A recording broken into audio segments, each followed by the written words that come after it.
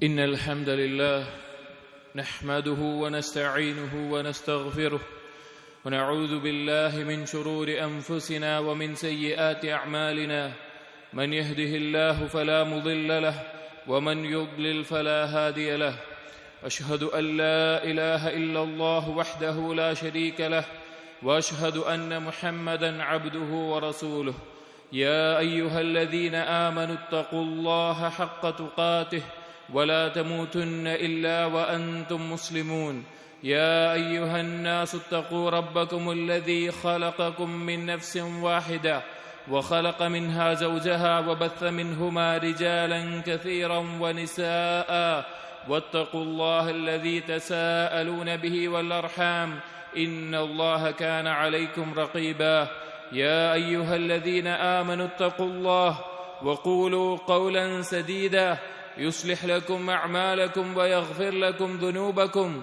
ومن يطع الله ورسوله فقد فاز فوزا عظيما صلوات الله والسلام على نبينا ورسولنا وقدوتنا محمد بن عبد الله وعلى آله وأصحابه وعلى من اتبعهم بإحسان إلى يوم الدين أما بعد فإن أصدق الحديث كتاب الله وخير الهدي هدي محمد صلى الله عليه وسلم وشر الأمور محدثاتها وكل محدثة بدعة وكل بدعة ضلالة وكل ضلالة في النار. സത്യവിശ്വാസികളെ, ബുദ്ധിയും വിവേകവുമുള്ള ഏതൊരു മനുഷ്യനും മനസ്സിലാക്കുന്ന കാര്യമാണ് അവൻ ഇടപഴകുന്ന അവന്റെ ചുറ്റുമുള്ള മറ്റുള്ള സൃഷ്ടികൾ അഥവാ മറ്റുള്ള മനുഷ്യർ, അത് അവന്റെ ഭാര്യയാവട്ടെ, മാതാപിതാക്കളാവട്ടെ, അയൽവാസികളാവട്ടെ, കുടുംബക്കാരാവട്ടെ, സുഹൃത്തുക്കളാവട്ടെ, ഇവരിലൊന്നും പരിപൂർണത ഒരാൾക്കും ഉണ്ടാവുകയില്ല എന്നുള്ളത്. അവനവനെ പോലെ തന്നെ എല്ലാ മികച്ച ഗുണങ്ങളുമുള്ള ഒരു വ്യക്തിയായി എല്ലാവരും ഉണ്ടാവുകയില്ല. എല്ലാവർക്കും നല്ല ഗുണങ്ങളും അതുപോലെ തന്നെ ചില ന്യൂനതകളും കുറവുകളും എല്ലാം ഉണ്ടാകുമെന്ന് മനസ്സിലാക്കുന്നവരാണ്. എന്നാൽ ആ ചെറിയ തെറ്റുകളെയും കുറവുകളെയും അന്വേഷിച്ച് നടക്കുന്ന, അതിനെ ചികഞ്ഞു നോക്കുന്ന ആളുകൾ ചാരത്തിൽ ഊതുന്നവരെ പോലെയാണ്. അതുകൊണ്ടൊരു ഗുണവും അവർക്ക് ലഭിക്കാനില്ല. എന്നാൽ വിവേകമുള്ള ആളുകൾ അവർ ചെയ്യുന്ന കാര്യം എന്താണെന്ന് വെച്ച് കഴിഞ്ഞാൽ, ചെറിയ ചെറിയ തെറ്റുകളും ന്യൂനതകളും കുറവുകളുമെല്ലാം അവന്റെ ചുറ്റുമുള്ള ആളുകളിൽ നിന്നുണ്ടാകുമ്പോൾ അത് കണ്ടില്ല എന്ന് നടിക്കുന്ന, അതിനു നേരെ കണ്ണടക്കുന്ന, അതിനെ അവഗണിച്ച് കളയുന്ന ആളുകളായിരിക്കും. നബി സല്ലല്ലാഹു അലൈഹി വസല്ലമയെ മുശ്രിക്കീങ്ങൾ ആക്ഷേപിക്കാൻ വേണ്ടി, ചീത്ത വിളിക്കാൻ വേണ്ടി, ശപിക്കാൻ വേണ്ടി മുഹമ്മദ് എന്നതിന് പകരമായി മുദമ്മം എന്ന് വിളിക്കാറുണ്ടായിരുന്നു. മുഹമ്മദ് എന്ന് പറഞ്ഞാൽ സ്തുതിക്കപ്പെടുന്നവൻ, മുദമ്മം എന്ന് പറഞ്ഞാൽ നിന്ദിക്കപ്പെടുന്നവൻ. അത് കേട്ടപ്പോൾ നബി സല്ലല്ലാഹു അലൈഹി വസല്ലം അതിനെതിരെ പ്രതികരിച്ചത് നമുക്ക് കാണാം. സഹാബികളോട് നബി സല്ലല്ലാഹു അലൈഹി വസല്ലം പറഞ്ഞു, അലാ തഅജബൂൻ കൈഫ യസ്രിഫുല്ലാഹു അന്നി ശത്മ ഖുറൈശിൻ വലഅനഹും. നിങ്ങൾക്ക് അത്ഭുതം തോന്നുന്നില്ലേ എങ്ങനെയാണ് ആ ഖുറൈശികൾ എന്നെ ചീത്ത വിളിക്കുന്നതിനെയും എന്നെ ശപിക്കുന്നതിനെയും അല്ലാഹു സുബ്ഹാനഹു വ തആല തിരിച്ചു കളഞ്ഞത് എന്ന്. എന്നിട്ട് പറഞ്ഞു, യസ്തിമൂന മുദമ്മമൻ വയൽഅനൂന മുദമ്മമൻ. അവരാക്ഷേപിക്കുന്നതും ചീത്ത വിളിക്കുന്നതും ശപിക്കുന്നതും മുദമ്മമിനെയാണ്. വഅന മുഹമ്മദുൻ, എന്നാൽ ഞാൻ മുഹമ്മദാണ് എന്ന്. അതെ, എല്ലാവിധ കാര്യങ്ങളിലേക്കും അതിന് ശ്രദ്ധ കൊടുത്ത് അവഗണിക്കേണ്ട കാര്യങ്ങൾ അവഗണിക്കാതെ, കണ്ണടക്കേണ്ട കാര്യങ്ങൾക്ക് നേരെ കണ്ണടക്കാതെ പോയി കഴിഞ്ഞാൽ ഒരാളുടെ ജീവിതം ഏറ്റവും ഇടുങ്ങിയതും ബുദ്ധിമുട്ടുള്ളതുമാകും. സഹോദരങ്ങളെ, മുസ്ലിമീങ്ങൾക്കുണ്ടായിരിക്കേണ്ട, അല്ലെങ്കിൽ ഒരു നല്ല മനുഷ്യനുണ്ടായിരിക്കേണ്ട ഏറ്റവും മഹത്തായ സ്വഭാവങ്ങളിൽ ഉലമാക്കൾ എണ്ണിയിട്ടുള്ള ഒന്നാണ് അത്തഗാഫുൽ, അഥവാ ചില കാര്യങ്ങളെ കണ്ടില്ലെന്ന് നടിക്കുക എന്നുള്ളത്, ചില കാര്യങ്ങൾക്ക് നേരെ കണ്ണടക്കുക എന്നുള്ളത്. ഇമാം അഹ്മദ് പറഞ്ഞു, സൽസ്വഭാവത്തിന്റെ 10ൽ 9 അടങ്ങിയിരിക്കുന്നത് തഗാഫുലിലാണ്. ചില കാര്യങ്ങളെ കണ്ടില്ല എന്ന നിലയ്ക്ക് അതിനെതിരെ അശ്രദ്ധ കാണിക്കുന്നതാണ്. ചില ആളുകളുടെ ചെറിയ തെറ്റുകൾ, ചില ന്യൂനതകൾ, ചില കുറവുകൾ അത് കണ്ടില്ല എന്ന നടിക്കല് മഹത്തായ സ്വഭാവ ഗുണമാണ്. അത് മാന്യന്മാരുടെ അടയാളമാണ്, മാന്യതയുടെ ലക്ഷണമാണ്. ആരാണോ ചെറിയ ചെറിയ ന്യൂനതകൾക്കും കുറവുകൾക്കും ഇതുപോലെ കണ്ണടക്കുന്നത്, അതിലേക്ക് ശ്രദ്ധ കൊടുക്കാതിരിക്കുന്നത്, അവന് അല്ലാഹു സുബ്ഹാനഹു വ തആല ഇഷ്ടം നേടാം. അതുപോലെ തന്നെ അടിമകളുടെ ഹൃദയത്തിൽ, മുഅ്മിനീങ്ങളായ അടിമകളുടെ ഹൃദയത്തിൽ അല്ലാഹു തആല അവനോടുള്ള ഇഷ്ടം ഇട്ടുകൊടുക്കുകയും ചെയ്യും. ഇനി ഈ നിലയ്ക്ക് കണ്ണടക്കുന്ന ആളുകൾ ഏതെങ്കിലും ഒരു തെറ്റിനെ തിരുത്താൻ ശ്രമിക്കുന്നുണ്ട് എങ്കിൽ, മഫ്സൂദത്തുണ്ടാകുന്ന കാര്യങ്ങളെ തിരുത്താൻ ശ്രമിക്കുന്നുണ്ട് എങ്കിൽ, അത് ഏറ്റവും നല്ല രീതിയിൽ അവധാനതയോടുകൂടി ഏറ്റവും നല്ല സൗമ്യമായി കൊണ്ടായിരിക്കും അവരതിനെ തിരുത്തുക. നബി സല്ലല്ലാഹു അലൈഹി വസല്ലമയുടെ സ്വഭാവ ഗുണം പറയുന്നിടത്ത് അനസ് ഇബ്നു മാലിക് റളിയല്ലാഹു അൻഹു പറയുന്നത് കാണാം, ഖദംതു നബിയ സല്ലല്ലാഹു അലൈഹി വസല്ലം 10 സിനീൻ. നബി സല്ലല്ലാഹു അലൈഹി വസല്ലമയെ 10 വർഷം ഞാൻ ഖിദ്മത്ത് ചെയ്തിട്ടുണ്ട്. 10 വർഷം നബി സല്ലല്ലാഹു അലൈഹി വസല്ലമക്ക് ഖിദ്മത്തിനായിട്ട് നബി സല്ലല്ലാഹു അലൈഹി വസല്ലമയുടെ കൂടെ ഞാൻ ഉണ്ടായിട്ടുണ്ട്. എന്നിട്ട് പറയുകയാണ്, ഫമാ ഖാല ലീ ഉഫിൻ, ഒരു തവണ പോലും നബി സല്ലല്ലാഹു അലൈഹി വസല്ലം എന്റെ നേരെ മുഖം ചുളിക്കുന്ന ഛേ എന്ന് പറയുന്ന ഒരു വാക്കുണ്ടായിട്ടില്ല. വലാ ലിമ സനഅത, ഒരു തവണ പോലും എന്തിനാണ് നീ അങ്ങനെ ചെയ്തത് എന്ന് നബി സല്ലല്ലാഹു അലൈഹി വസല്ലം ചോദിച്ചിട്ടില്ല. വലാ അല്ലാ സനഅത, നിനക്ക് അങ്ങനെ ചെയ്യാമായിരുന്നില്ലേ എന്ന് പോലും നബി സല്ലല്ലാഹു അലൈഹി വസല്ലമ എന്നോട് പറഞ്ഞിട്ടില്ല എന്നുള്ളത് തഗാഫുലുള്ള ആളുകളുടെ അടയാളമാണത്. സഹോദരങ്ങളെ, തഗാഫുൽ ഇല്ലാത്ത ആളുകളുടെ അവസ്ഥ എന്താണ്? അഥവാ ചില കാര്യങ്ങൾ, ആളുകളുടെ ചെറിയ ചെറിയ കുറവുകളെ, തെറ്റുകളെ, അബദ്ധങ്ങളെ, വാക്കിലോ പ്രവർത്തനങ്ങളിലോ സംഭവിക്കുന്ന ന്യൂനതകളെ അത് കണ്ടില്ല എന്ന് നടിക്കാതെ അതിന് പിന്നാലെ പോകുന്ന ആളുകളുടെ അവസ്ഥ എന്താണ്?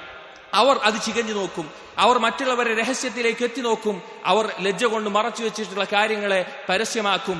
അതുപോലെ തന്നെ അവർ നന്മ ഉദ്ദേശിച്ച് ചെയ്യുന്ന കാര്യങ്ങൾ ദുനിയാവിൽ ഫസാദാകുന്ന, അവർ നന്മ ഉദ്ദേശിച്ച് ചെയ്യുന്ന കാര്യങ്ങളെല്ലാം ഫസാദാകുന്ന, മഫ്സദത്ത് ഉണ്ടാകുന്ന അവസ്ഥയിലേക്കാണ്, കുഴപ്പമുണ്ടാകുന്ന അവസ്ഥയിലേക്കാണ് അത് എത്തിച്ചേരുക. അല്ലാഹു തആല പറഞ്ഞത് എത്ര സത്യമാണ്.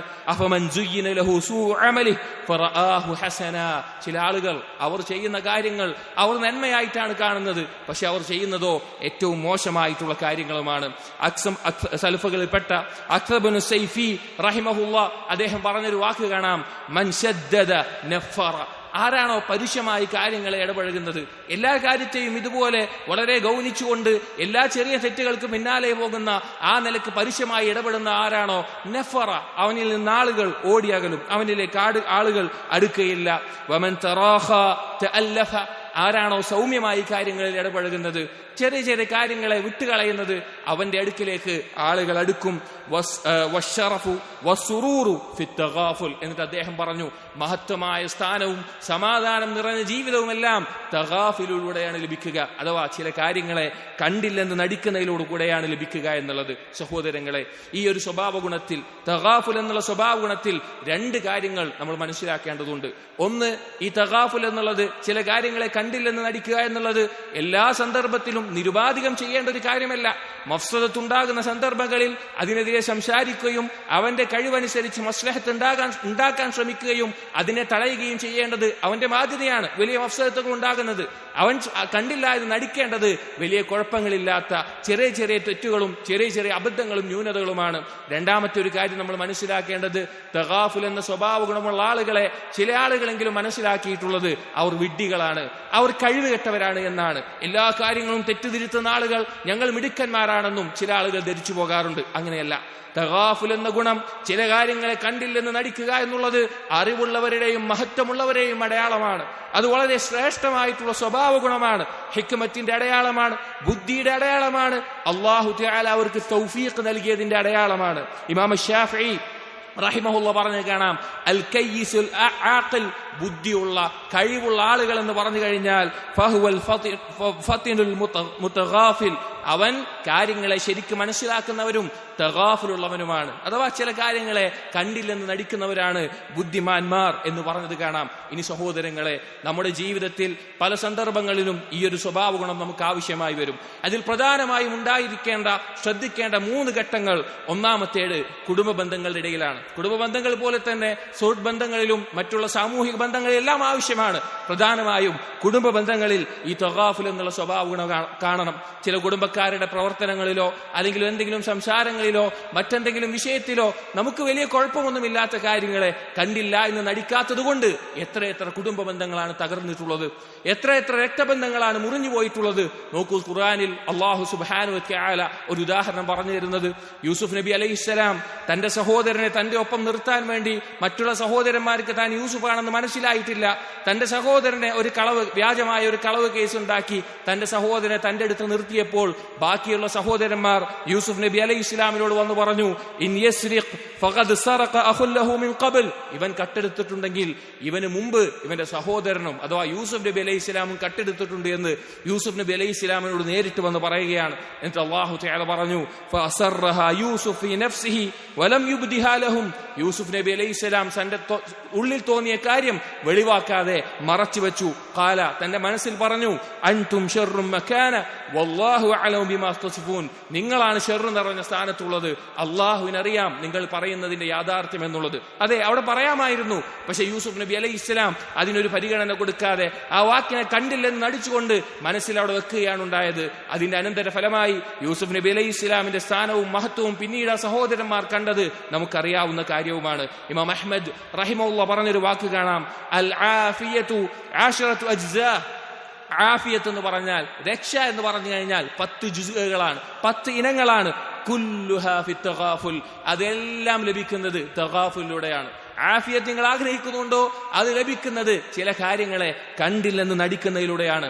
രണ്ടാമത്തെ ഘട്ടം സഹോദരങ്ങളെ, നമ്മുടെ ജീവിതത്തിൽ ഈ തഗാഫുൽ എന്ന സ്വഭാവ ഗുണം കാണിക്കേണ്ട പ്രധാനപ്പെട്ട ഒരു ഘട്ടമാണ് ഭാര്യ ഭർത്താക്കന്മാർക്കിടയിൽ, ഇണകൾക്കിടയിൽ. അവർക്കിടയിൽ ഈ ഗുണമില്ല എങ്കിൽ അവരുടെ ദാമ്പത്യ ജീവിതം ഏറ്റവും നല്ല രീതിയിൽ സന്തോഷത്തോടുകൂടി മുന്നോട്ട് പോവുകയില്ല.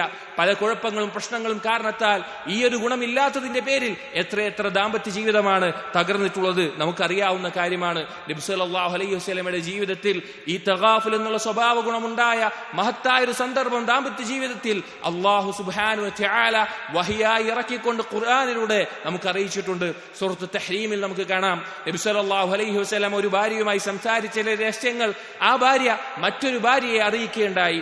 അങ്ങനെ ഈ മറ്റേ ഭാര്യ ഈ കാര്യങ്ങൾ അറിഞ്ഞു എന്നറിഞ്ഞപ്പോൾ ഇതെങ്ങനെയാണെന്ന് അറിഞ്ഞത് എന്നത് അല്ലാഹു സുബ്ഹാനഹു വ തആല വഹീന്റെ അടിസ്ഥാനത്തിൽ നബി സല്ലല്ലാഹു അലൈഹി വസല്ലമയെ അറിയിച്ചു. അങ്ങനെ അല്ലാഹു തആല പറയുകയാണ്, ഫലമ്മാ നബ്ബഅത് ബിഹി വഅദ്ഹറഹു അല്ലാഹു അലൈഹി അറഫ ബഅദഹു വഅറദ അൻ ബഅദ്. അങ്ങനെ നബി സല്ലല്ലാഹു അലൈഹി വസല്ലമക്ക് അല്ലാഹുവിന് ഈ ആദ്യത്തെ ഭാര്യയാണ് ഇതെല്ലാം അറിയിച്ചതെന്ന് അറിഞ്ഞപ്പോൾ ആ ഭാര്യയോട്, ഈ കാര്യങ്ങൾ പറഞ്ഞ ഭാര്യയോട് നബി സല്ലല്ലാഹു അലൈഹി വസല്ലം പോയി സംസാരിച്ചു.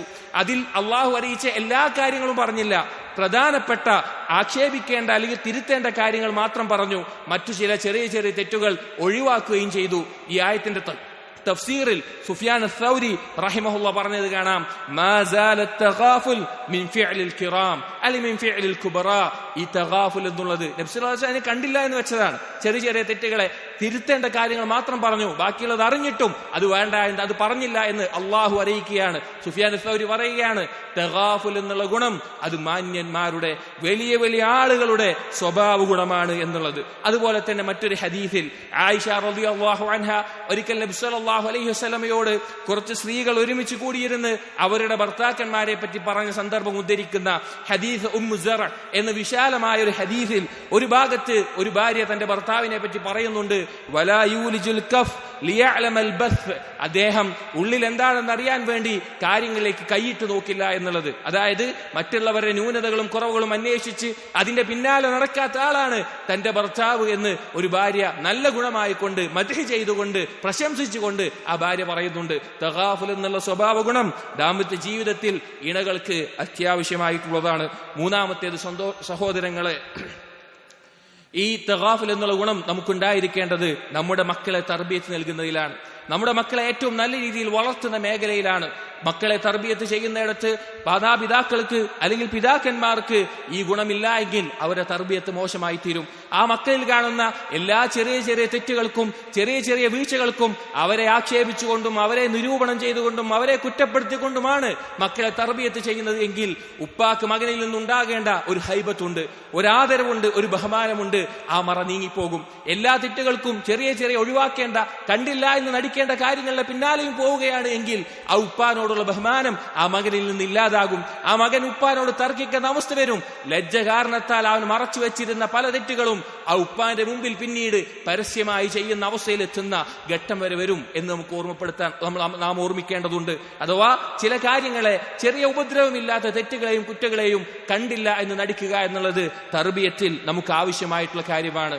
ഈ ഒരു ഗുണത്തെ അറിയിക്കുന്ന മഹത്തായ ഒരു ആയത്ത് വിശുദ്ധ ഖുർആനിൽ സൂറത്തുൽ അറാഫിൽ അല്ലാഹു തആല പറഞ്ഞു, ഖുദിൽ അഫ്വ വഅ്മുർ ബിൽ ഉർഫ് വഅരിദ് അനിൽ ജാഹിലീൻ. ഖുദിൽ അഫ്വ, നീ വിട്ടുവീഴ്ച ചെയ്യുന്നവനാവുക, അതിനെ മുറുകെ പിടിക്കുക, അത് ജീവിതത്തിലുള്ളവനാവുക. വഅ്മുർ ബിൽ ഉർഫ്, നന്മ കൽപ്പിക്കുക. വഅരിദ് അനിൽ ജാഹിലീൻ, അറിവില്ലാത്ത ആളുകളിൽ നിന്ന് തിരിഞ്ഞു കളയുകയും ചെയ്യുക. അഖൂലു ഖൗലി ഹാദാ അസ്തഗ്ഫിറുല്ലാഹ ലി വലക്കും വസ്തഗ്ഫിറു ഇന്നഹു ഹുവൽ ഗഫൂറുർ റഹീം.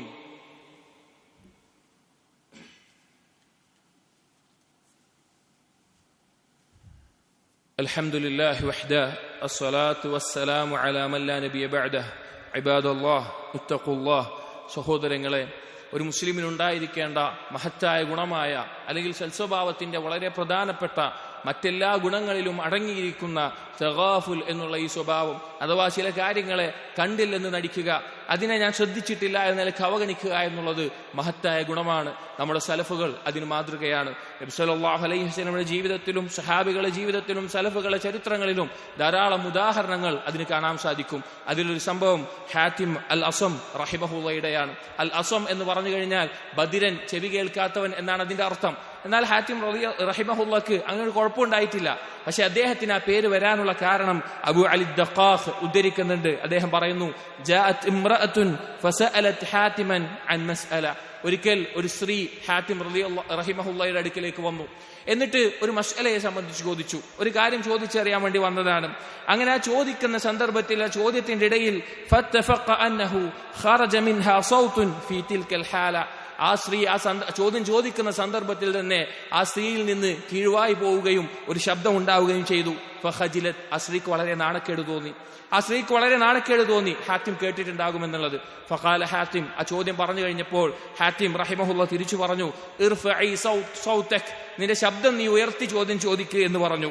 ഫൗഹമഹ അന്നഹു അസം. അദ്ദേഹം ആ സ്ത്രീയെ തോന്നിപ്പിച്ചു, എനിക്ക് ചെവി കേൾവി കുറവാണ് എന്ന്, എനിക്ക് ചെവി ശരിക്ക് കേൾക്കാത്തവനാണ് എന്ന് ആ സ്ത്രീയെ തോന്നിപ്പിച്ചു. ഫസുറത്തിൽ മർഅതു ബിദാലിക്. ആ പെണ്ണിന് അത് കേട്ടപ്പോൾ സന്തോഷമായി. ആ പെണ്ണ് ഒപ്പമുള്ളവരോട് പറഞ്ഞു, ഇന്നഹു ലം യസ്മഅ സൗത്ത്. ഹാത്തിം റഹിമഹുള്ള ശബ്ദം കേട്ടിട്ടില്ല, അഥവാ ആ സ്ത്രീയിൽ നിന്നുണ്ടായ ആ സ്ത്രീക്ക് നാണക്കേടുണ്ടാക്കുന്ന ശബ്ദം കേട്ടിട്ടില്ല എന്ന് പറഞ്ഞു. ഈ അസർ ഉദ്ധരിച്ചുകൊണ്ട് ഇബ്നുൽ ഖയ്യിം റഹിമഹുള്ള പറയുന്നുണ്ട്, വഹാദ തഗാഫുൽ നിസ്ഫുൽ ഫുതുവ. ഈ തഗാഫുൽ എന്നുള്ള സൽസ്വഭാവം, ഈ സ്വഭാവ ഗുണം പുരുഷത്വത്തിന്റെ പകുതിയാണ് എന്നുള്ളത്, ഒരാളുടെ പുരുഷത്വത്തിന്റെ പകുതിയാണ് എന്നുള്ളത് ഇബ്നുൽ ഖയ്യിം ഈ അസർ ഉദ്ധരിച്ചുകൊണ്ട് പറയുന്നുണ്ട്. അതുകൊണ്ട് സഹോദരങ്ങളെ, നമ്മുടെ ജീവിതത്തിൽ നാം ഇടപഴകുന്ന നമ്മുടെ സുഹൃത്ത് ബന്ധങ്ങളിലാവട്ടെ, നമ്മുടെ കുടുംബ ബന്ധങ്ങളിലാവട്ടെ, ദാമ്പത്യ ജീവിതത്തിലാവട്ടെ, മക്കളുമായി ഇടപഴകുന്നതിലാവട്ടെ, ഏത് മേഖലയിലും ഈ ഒരു ഗുണം നമുക്കുണ്ടായിരിക്കേണ്ടതാണ്. അത് ബുദ്ധിയുള്ളവരുടെയും ഹിക്മത്തുള്ളവരുടെയും അള്ളാഹുവിന്റെ തൗഫീഖ് ലഭിച്ചവരുടെയും അടയാളമാണ്. ഈ ഗുണമുള്ളവർ സൽസ്വഭാവത്തിന്റെ ഉടമകളായി തീരുകയും ചെയ്യും. അള്ളാഹു തൗഫീഖ് നൽകട്ടെ. അല്ലാഹുമ്മ ഗ്ഫിർ ലിൽ മുഅ്മിനീന വൽ മുഅ്മിനാത്ത് والمسلمين والمسلمات الأحياء منهم والأموات إنك مجيب الدعوات يا قاضي الحاجات. اللهم أعز الإسلام والمسلمين وأذل الشرك والمشركين. ربنا هب لنا من أزواجنا وذرياتنا قرة أعين واجعلنا للمتقين إماما. ربنا آتنا في الدنيا حسنة وفي الآخرة حسنة وقنا عذاب النار. ربنا تقبل منا إنك أنت السميع العليم وتب علينا إنك أنت التواب الرحيم. آمين آمين برحمتك يا أرحم الراحمين.